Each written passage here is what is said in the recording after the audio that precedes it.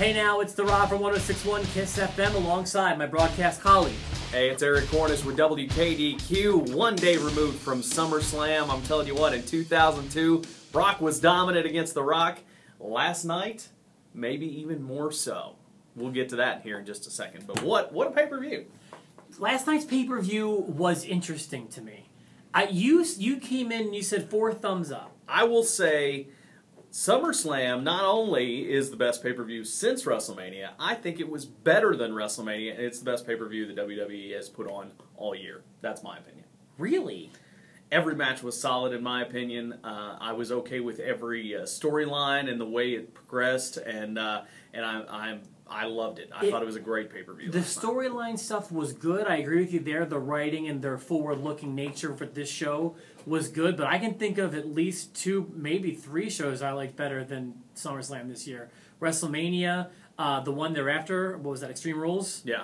And then I would say even the Royal Rumble. I liked the show a lot. I've only got 2 thumbs. I'll give it 1 thumb up. I would give it a C+. Really? Yeah, but go ahead. Let's talk about it. Let's talk about it. What did you love? Let's first start off with a great opener. I thought Miz and Ziggler was a good match. I was shocked that Ziggler won. As was I. The crowd was shocked that Ziggler won. But I love the false finishes in that match, and I'm glad that Ziggler's the champ. And I said on Twitter last night, I predict that the Miz's next big feud will be Batista. That'd be a good move. I think it'll make sense, and I think even without the Intercontinental Championship, it makes sense too. So maybe that's where they're heading on that one. So I thought that match was fine, not great. I thought it was good, but I liked the outcome. I didn't see obviously we talked about that on Thursday. I didn't see the Dolph Ziggler title win. I thought they're just kind of done with him, but we'll see. It was fine. I thought the Divas title match, solid match, and again made Paige look great. I'm very surprised that happened, but I do see that as more of a transitional thing, and maybe that title comes into play in the other Divas situation that we're seeing here. A good Divas match for sure. Okay. Again, not great, but good.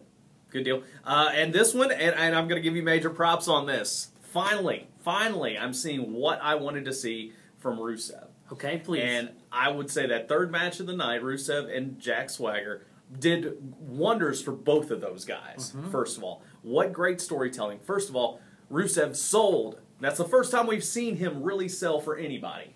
Yes and no. Well, I mean, let's face it, he hasn't even taken moves from anybody except for Jack Swagger. Okay. But now, not only did he sell, but he sold really, really well. And I like that. Let's go even into the accolade at the finish of this thing. Okay. The look on his face as he's selling the ankle, as he's giving the accolade, was amazing. Yeah. And I'm giving major praise to Rusev for this. I was wrong. I was wrong. That's all I wanted to hear. The only other thing that I will say about this, I'm not saying that this means huge things for Rusev. I still think he will end up on that Khali and Santino train eventually.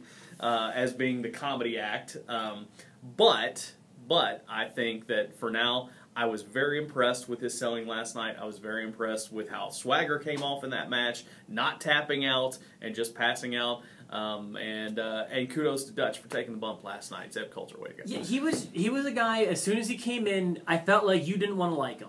And I was open to giving him a shot, and I kept watching him like, he's doing a good job. He's doing a good job. Right. So I'm glad to hear you turn the corner on that, although I will say you were right on the outcome of the match. I had that one wrong. I thought that the stars and bars would be waving at the end of that match, not whatever the Russian flag. And I was still confused as to exactly how that match was going to take place. I mean, they never really said, do you capture the flag?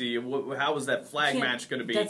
To me, a flag match is when the flags are in the corner on the turnbuckle and you have to grab it. Yeah. So I resent them calling it a flag match, especially when they don't even give the rules ahead of time. That's just a wrestling match where the winner can wave their flag at the end. Right, and doesn't Rusev do that already? Yeah, exactly. Anyway, but a good match. I really enjoyed that. Glad you appreciated the storytelling in that match, because I sure did. Yeah, and then what's next? I guess Rollins and Ambrose, not their best outing. I think the Lumberjacks get in the way, but I thought it was a good outcome. Yeah, I still feel like that wasn't the conclusion. Still more of like one inside. It's actually, if I'm not mistaken, the first time they've really had their one-on-one match. They've been scheduled before. Yeah. It still has that intensity. I was okay with it. And I think I said something about Kane being involved in the finish too. So I'll give myself props for that. I didn't even that was just something I just said.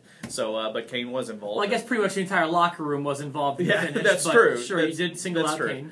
And then we we move on to Jericho and Bray Wyatt, another solid match from those guys. I thought that was the sleeper of the night, personally. Probably, a little disappointed. And only because it was surrounded by so much. There was a lot going on, but even still, I kind of expect better from those two at this point. Okay, all right, cool. And Bray Wyatt picks up the win, which I think we both picked that. We did. Then let's talk about Stephanie and Brie Bella again. Another finish that I think I called that too. I see a lot of potential here. Our buddy Justin LeBar, who we talked to last week, was very down on having Nikki turn on Brie, and I think it's a good thing. I mean, because you've got two marketable girls. Yes, they came in as twins, but they look enough different to where you could have a match between those two. And I like Nikki being a part of the Authority. It all depends on where they go from here. It has the potential to be great and has the potential to be bad. So I think you're both right. It just depends on where they go from here. Yeah, I think...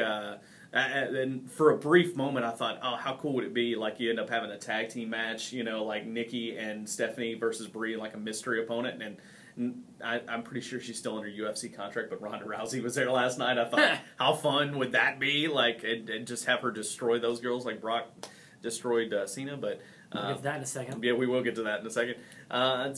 Then what else? We missed. Oh, yeah, Roman Reigns, Randy Orton, another well-told story. It was a good match, the right ending. Everything, to me, was fine in that match. It was all there. It wasn't, again, not a bad match, just not like a 5-star classic or anything like that.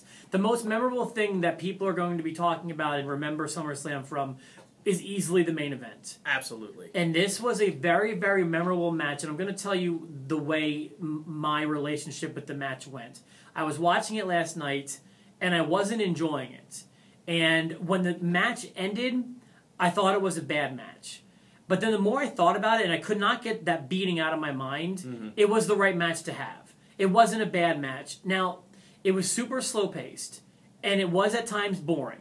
And I think to say otherwise would be wrong, because there were some times where like they're showing replays of essentially nothing to cover up all the nothingness going on in the ring. Plus, you have to remember how much I loved their match before this. Their match at Extreme Rules 2012. Very different match. Very fast-paced, very brutal, very physical, very colorful. It was a much different match than this was, and I was kind of hoping and expecting more along those lines.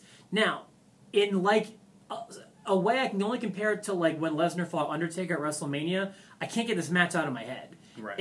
I've never seen the marquee star handled like that ever. And we probably never will again. This is the guy they've been building for 12 years, the face of the company for the last decade, and here he was getting pulverized, completely destroyed by this part-time guy. Yeah, absolutely. And I feel like that's what the match at WrestleMania with The Undertaker was supposed to be like, and it didn't really come off that way. Okay. But this one was slow-paced just like that. I mean, just the intensity with which it happened, and and Cena, kudos to him for doing business the way he did. And to be honest with you, and I think I even tweeted this last night too, where in 30 seconds, Brock already had him in an F5. I'd have been okay with the match ending that way. With the, in 30 seconds? In 30 seconds, yeah. The way the rest of the card had shaped up to that point, I'd have been okay with the 30-second win and just the shock of that if something else was there. When he had him in the cover after that, I thought it could be over. Oh, yeah. But I didn't think that'd be the right solution. Right. If you're going to watch that match in the future, much like watching Undertaker and Lesnar, if you're watching it for a second time, you're not going to like it. It's only going to be good live, I feel like, because it was just German suplex after German suplex. Right. I wouldn't hold that up as like one of my 20 favorite matches. I would have liked to see a few different moves used. That could be brutal as well. But at the same time, it was still brutal. I wish the brutality would have been more consistent. Like, I wish you would have stopped letting him rest and just keep on him and just make it more of an onslaught. Right. So I do think it could have been better, but it was good. I needed time to sit on it, I guess. But today, all I can think about is all those German suplexes. Right, and I think that I mean, like I said, I think this was the most dominant we've seen Brock Lesnar since SummerSlam 2002, when he just dominated The Rock, and nobody saw that coming. I think a few more people saw this coming, but I know I expected more offense from Cena, but I was happy with the way it turned out, and now I have to look at it and go, who in the world is going to beat Brock Lesnar? And that's the thing. And that's what they've done over the past 2 fights since WrestleMania. Who can beat him? And it's not only that, the part-time quality of him, while it does have its downsides, every time you see him, or at least see him wrestle, it's super special. Yeah, and you can't look now and say, even though a lot of people are saying Roman Reigns, I mean, as good as Roman Reigns was last night, can you see him going into a match with Brock Lesnar? There's a lot more work to do. Yes. Between now and then, if he's the guy. Maybe later on in the week we talk about what we think will happen between now and WrestleMania. But overall, just, I mean, Brock Lesnar is the beast incarnate who they've been talking about. And there's nobody on the roster that can beat him right now. And it's like, I was watching the Here Comes the Pain Blu-ray disc set that they have. It's like a re-release, but it has like 9 hours of stuff on it. Mm-hmm. This guy was wrestling twice a week for like years with the WWE. I can't believe it. Like, now it's like, those days seem so far removed. Right. But if we could have him under contract like the rest of the guys, I would love that. Yeah. He's wrestling right now. You know, and I would say, too, originally I thought maybe they should sign him to a better contract if he's going to win this title. But I'm not sure. If he's having matches like that, you know, every couple of months, maybe he's on the right contract. I don't know. I mean... Think about every single match he's had since that return like 2 years ago now. Mm-hmm. The first Cena match, the Triple H match, the match against CM Punk at last year's SummerSlam, Undertaker, and now this one with Cena. You talk about them the next month. You know, you get your mileage out of Brock. Brock is a super hand who worked himself into one of the best contracts in wrestling that's paying off dividends for both, I think, WWE and Lesnar himself. Yeah, so, I mean, I thought it was great. I'm sticking with that. I'm going to say it's the best pay-per-view they've had all year, and I can't wait to go back and watch it again on the network for $9.99. That's right. They're not paying us to say that, but hey, I enjoy it. You see how they have the $9.99 flag at the Titan Towers? and my favorite part, which I also tweeted this last night too, isn't it funny that you pay $9.99 to have Hulk Hogan tell you that you paid $9.99 to watch Hulk Hogan tell you that you're paying $9.99. That's right. It's like Inception or something. It's like the Matrix of wrestling. Thanks for tuning in this week. We'd love to hear what you thought about SummerSlam. You can send them to the email address below. You can follow us on Twitter now. Yeah, brand new Twitter. It's at the E-Talent. The E-Talent. That's right. The E stands for Enhancement. And of course, please subscribe to all the videos to get them as soon as they go up. Thank you for watching. We'll see you on Thursday.